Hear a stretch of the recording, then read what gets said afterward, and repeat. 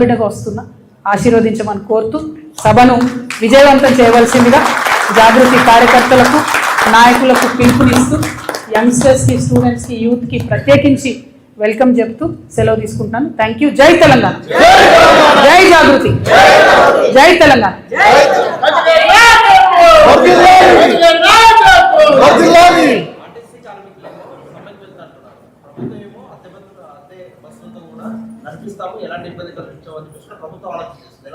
Exactly లెక్కలేనితనం అండి. కార్మికులు అంటే లెక్కలేనితనం.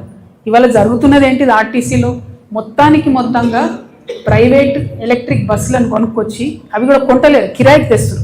కిరాయికి తీసుకొచ్చి దాంట్లో ఆర్టీసీ డ్రైవర్స్ కాకుండా ప్రైవేట్ డ్రైవర్స్ని పెట్టడం, అంటే ఆర్టీసీ వర్క్ ఫోర్స్ అంతా కూడా తగ్గించేసి ప్రభుత్వ ఆర్టీసీ ఉద్యోగులు లేకుండా చేసి మొత్తంగా ఆర్టీసీని ప్రైవేట్ పరం చేసేటటువంటి ప్రయత్నం చేస్తున్నారు. దాంట్లో అవినీతి దాగి ఉంది, ఉన్నటువంటి ఉద్యోగాలను తీసేసేటటువంటి కుట్ర దాగి ఉన్నది. అన్నిటికన్నా ప్రాబ్లం ఏమవుతుందంటే గవర్నమెంట్ ఆర్టీసీ డ్రైవర్లు వెల్ ట్రైన్డ్ ఉంటారు, భద్రంగా బస్సు నడపగలుగుతారు.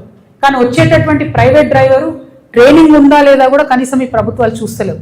కేవలం వచ్చేటటువంటి ప్రైవేట్ సంస్థలకు లబ్ధి చేకూర్చడం, వాళ్లకు అదనంగా బెనిఫిట్ ఎట్లా చేయాలి, దాంట్లో వీళ్ళ కమిషన్ ఎట్లా రావాలనే ఆలోచన తప్పితే ఇంకొకటి లేదు. రాష్ట్ర వ్యాప్తంగా కూడా చాలా డిపోలలో ఓన్లీ ఎలక్ట్రిక్ బస్సులను పెట్టుకుంటా ఉన్నారు.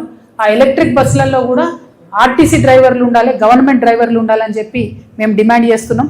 ఏదైతే ఆర్టీసీని విలీనం చేస్తామని చెప్పి మాట ఇచ్చి కాంగ్రెస్ పార్టీ అధికారంలోకి వచ్చిందో దాని ఊసు లేకుండా ఇవాళ కార్మికులంతా కూడా మరి ప్రశ్నిస్తుంటే కర్కశంగా అణచివేసే ప్రయత్నం చేస్తున్నారు.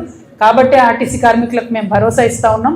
ఖచ్చితంగా మీ వెంట మేము ఉంటాం, గట్టిగా ఫైట్ చేద్దాం, మన హక్కుల్ని సాధించుకుందాం. Thank you. జై తెలంగాణ.